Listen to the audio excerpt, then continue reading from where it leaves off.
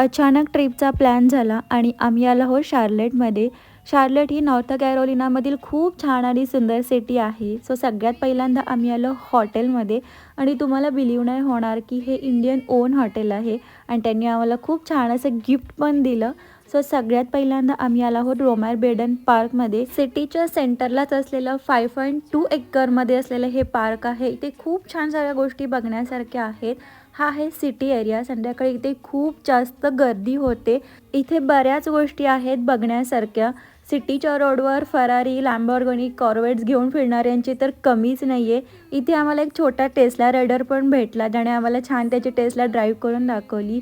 हे आहे baseball stadium. So हा आहे मेन एंट्रन्स. त्यानंतर आम्ही आलो ग्रीक पार्कमध्ये. इथे खूप छान असं बुक्स मॉन्युमेंट बनवलेलं आहे. छान एरिया असं स्ट्रक्चर केलेलं आहे. खूप साऱ्या बघण्यासारख्या गोष्टी आहेत. वॉटर फाउंटन पण इथे आहे.